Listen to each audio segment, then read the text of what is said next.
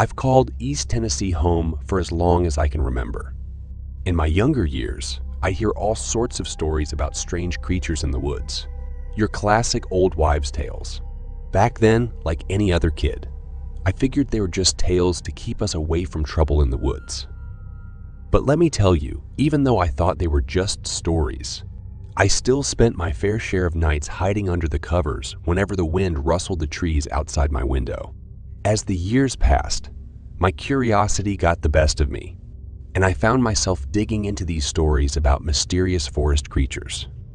It became a bit of a hobby for me.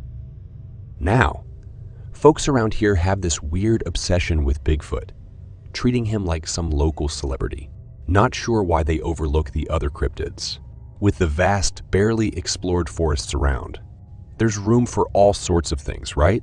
Personally, I lean more towards dogmen. Unofficially, of course. After graduating high school, my goal was simple: become a park ranger. Where else could you work, surrounded by nature's beauty, even if it gets a bit dangerous? There are plenty of stories I could share, but one that really sticks is about some hikers from a couple of years back. It was early October, and I was on my usual autumn hike to Klingerman's Dome.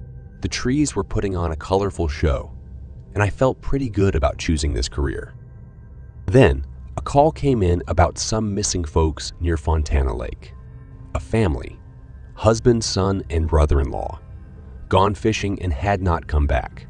So, armed with details, I headed south into North Carolina, on the lookout for Wolf Creek.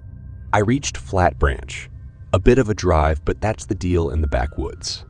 3 trucks by the river caught my eye, and one matched the description. A helpful local with a boat got me partway to Wolf Creek, and the rest was on foot. The suspected campsite told a different story. Torn tents, scattered stuff, signs things weren't as easy as a late-night fishing trip. Approaching a boat by the shore, reality sunk in. Hiking to the campsite, the scene got even stranger. Torn tents, tossed gear, and a notebook with a chilling entry. October 3rd. Our annual fishing trip started with excitement and stories. Dad tried to spook us with a local cryptid tale, but we laughed it off. The lake adventure had its share of mishaps. But as dusk approached, we set up camp at a rural site. Unpacking in the fading light, the forest seemed to whisper a tale of its own, one that sent a chill down my spine. We shared stories and laughs, eventually turning in for the night. Dad, always on the lookout for a better fishing spot, suggested heading further west at the crack of dawn before returning to the cabin. In the dead of night, I awoke to an eerie prank orchestrated by Dad. Outside the tent, I heard rustling, pawing, and snorting. Cryptid stories from supper lingered in my mind, but I knew Dad and Uncle Roger were pulling a trick. I ignored the sounds, refusing to fall for their scare tactics. Dad stomped and growled loudly, attempting to grab my attention, but I stayed put. Morning revealed a campsite in shambles. Playing along, I recounted hearing a creature but pretended fear. Uncle Roger, seemingly concerned, searched for Dad, who hadn't returned. As hours passed, worry set in. When noon arrived with no sign of Dad, genuine concern replaced my initial skepticism. We decided to search. Uncle Roger found signs of a scuffle, intensifying our efforts. Doubt replaced my earlier certainty that it was a prank. I longed for Dad's usual jump scare. Hours of fruitless searching deepened our worry. Returning to camp, Dad's absence was palpable. Supper was quick, and we turned in, Uncle Roger promising to wake me when Dad returned. October 4th. Uncle Roger never woke me. Dad didn't return. Concern grew as we debated our options without a phone. Rustling in the woods silenced the birds, and our discovery was chilling. A massive creature, walking on hind legs with bone-cracking sounds. Panic set in as it approached. Frozen with fear, we hid behind the tent, praying it wasn't Dad's blood on its claws and teeth. The monster roared, and Uncle Roger led us away, quietly slipping into the creek to avoid detection. Whispering, I asked, "Where are we going?" Uncle Roger replied downstream to a bridge. If we're quiet and it loses our scent, we might hide underneath and hope it leaves. Silently wading through the water, we reached a small wooden bridge, huddled in the shadows at the far end. We hoped the creature would pass us by. Time dragged to a crawl on the jagged rocks, shivers multiplying as the sun abandoned us, taking warmth with it.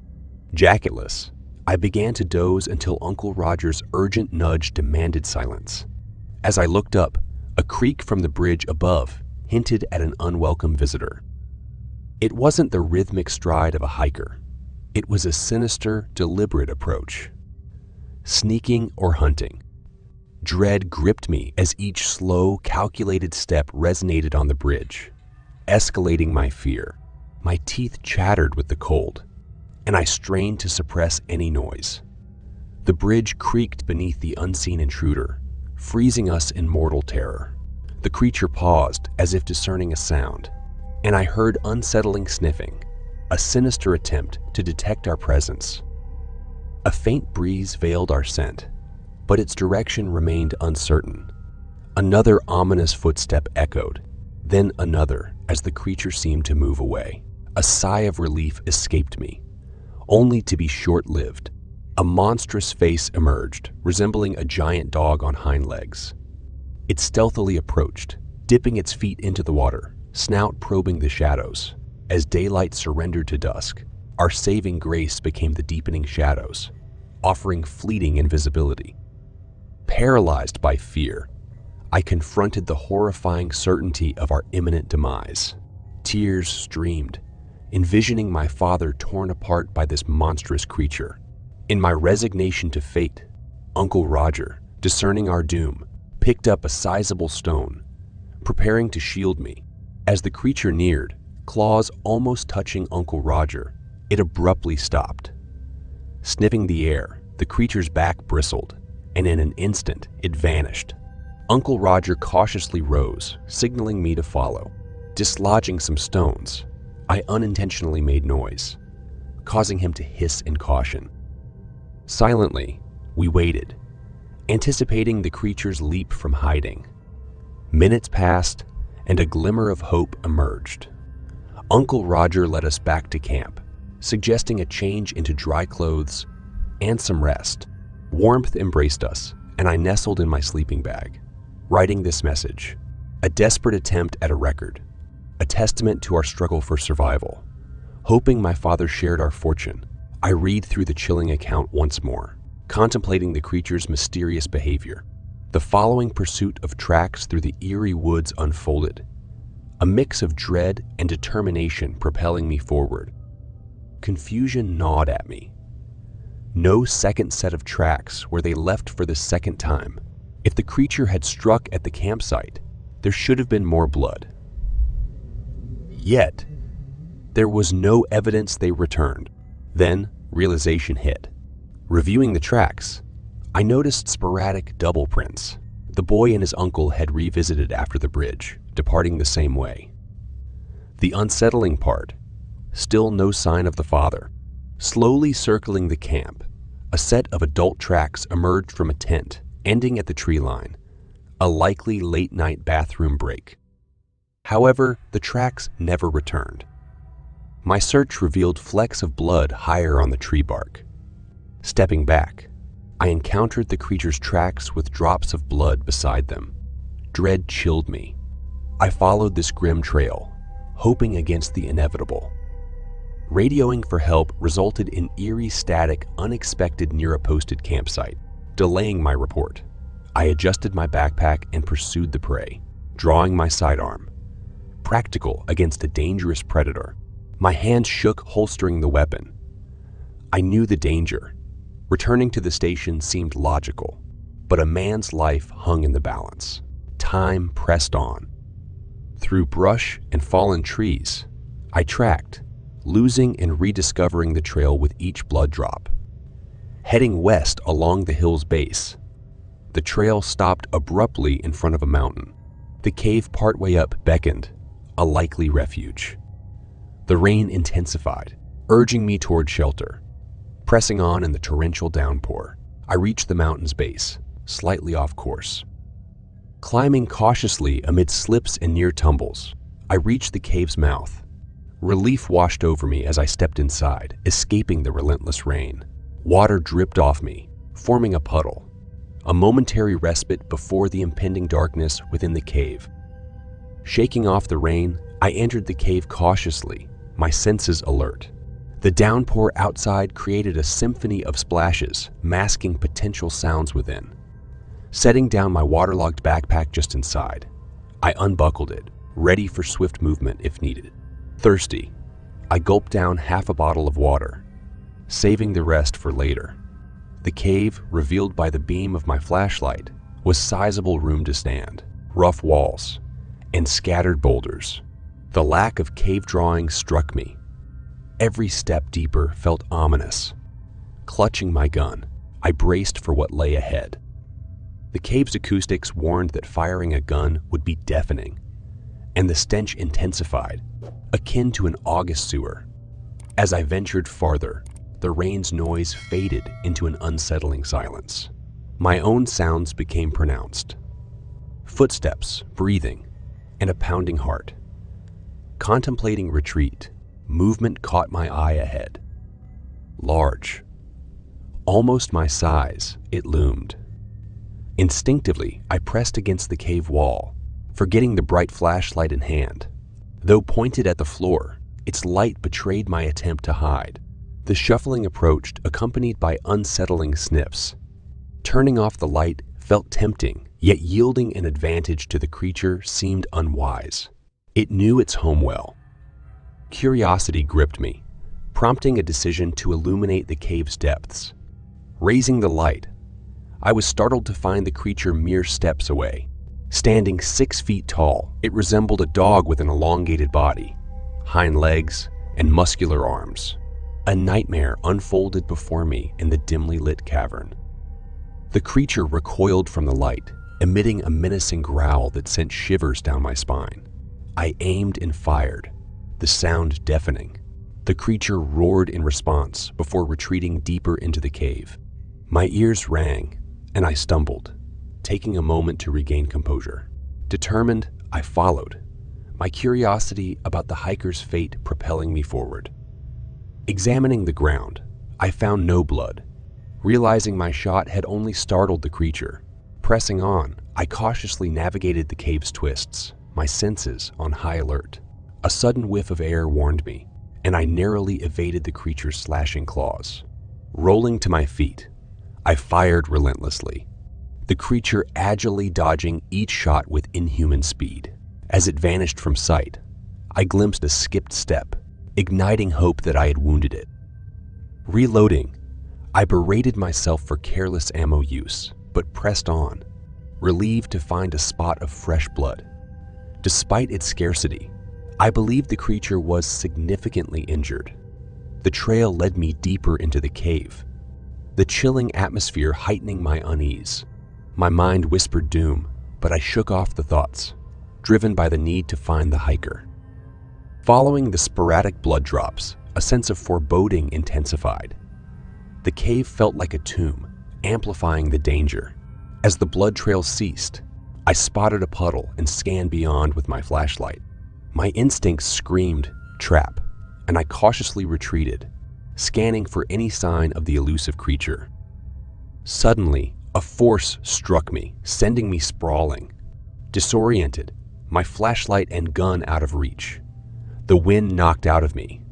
Gasping for air, I felt the creature circling, growling ominously. Panic set in, urging my body to move. Slowly, my arm reached for the flashlight just as the creature prepared to lunge. Activating the strobe light, I held it toward the creature, revealing its breath in the frigid air. Struggling to my knees, I maintained the blinding light. Spotting my gun a few yards away, I attempted to run but faltered, falling flat on my face. The creature, momentarily repelled by the light, awaited its chance to strike again. Despite the pain of my broken nose, my life hung in the balance as I crawled towards the gun with unwavering determination. The creature, now recovered, charged at me. I shone the strobe light, causing it to veer away momentarily. Standing my ground, I fired relentlessly, each bullet finding its mark but failing to bring the creature down. The slide locked back, signaling an empty chamber. Utilizing the distraction, I reloaded and resumed firing, hitting the creature multiple times. It squealed and thrashed, blood flying from its wounds, yet it persisted. I concentrated, carefully aiming and firing at the right moment, finally bringing it down. The creature lay still, its eye a bloody hole. Maintaining a cautious distance, I observed its agonizing demise. The creature's moans turned into a heavy sigh, and then it fell silent. Relieved but alert, I cautiously continued into the cave, determined to find the hiker and praying there weren't more creatures lurking.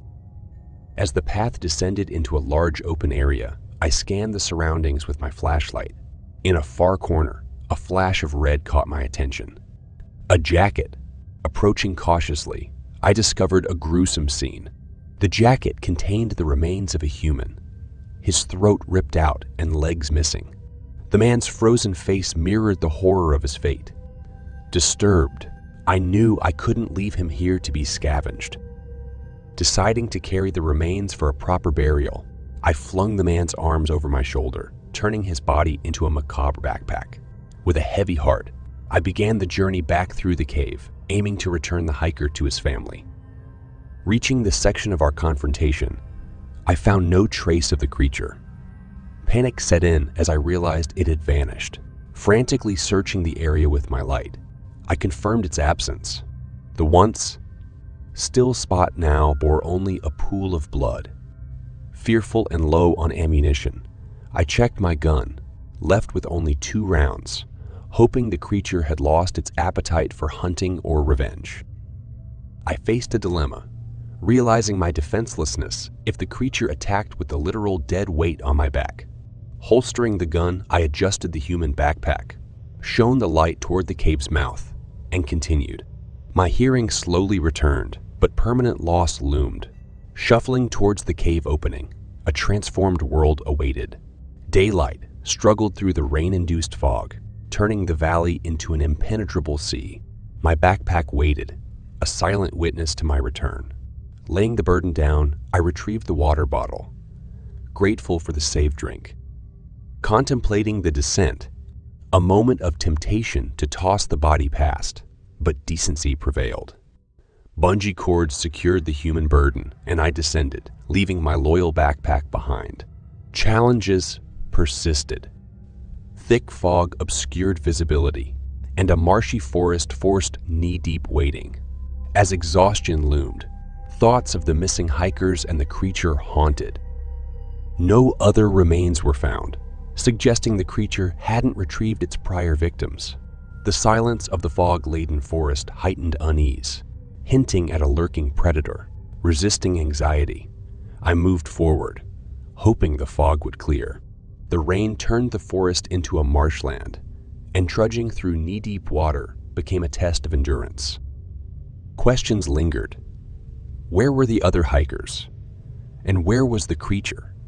My ears strained for any sign of pursuit. The absence of forest noises intensified the disconcerting atmosphere. An unsettling quiet suggested either a predator or animals waiting for the fog to lift. Suppressing worry, I took a brief break, checking my watch after an exhausting hour of walking. The oppressive fog persisted, shrouding hope. Determination renewed. I heard the distant creak. However, a footstep behind shattered the moment. Struggling to see through the thick fog, I headed toward the sound, fueled by fear and a desire to escape pursuit. After what felt like an eternity, I reached Wolf Creek, its overflowing banks a sight to behold. Following it led to Lakeshore Trail, easing my journey. The fog began to lift, revealing the path ahead, a mixed blessing in my relentless pursuit for survival. I could finally see far enough behind me to confirm the creature's pursuit. Grotesque and hellish, it bore visible wounds, bullet-riddled, leaking gore and limping severely. Its remaining eye burned with intense rage. Fearing a gruesome death, I pressed on until reaching the banks of Wolf Creek. My energy waning, I contemplated sacrificing my human burden for a chance at escape. Yet my original mission fueled a renewed determination. At the lake's edge, the creature closed in. With no boat in sight, I waded into the cold water. It deepened, forcing me to swim, burdened by the literal dead weight on my back. The far side seemed distant, despite the actual proximity. Fighting exhaustion, I reached the shore, expecting imminent doom. Lying exhausted, I turned to witness the creature staring from the opposite beach. Unable to swim, it left me chuckling in disbelief. Gathering strength, I continued the journey, reaching the truck eventually. Opening the door, I briefly considered placing the hiker in the passenger seat, but opted for the truck bed instead. The long drive back was a battle against drowsiness. At the cabin, I delivered the grim news to the woman, realizing the missing family members hadn't returned. The boy and man whom I recognized emerged. I hugged them, explaining the confusing tracks. They had escaped to the boat, avoiding the tragedy. However, their relief turned to grief as I shared the fate of the father. The woman comforted me, acknowledging the closure my discovery provided. Together with the man, we gently placed the body on the couch. The boy, devastated, sat in silence. Leaving the cabin, I promised to rid the world of the creature's menace. On the drive back, I reported the events to the station and called off for the following day. After a shower and collapsing into bed, one thought consumed me. I would return to Wolf Creek armed and determined to end the monster's reign. But that, as they say, is another story.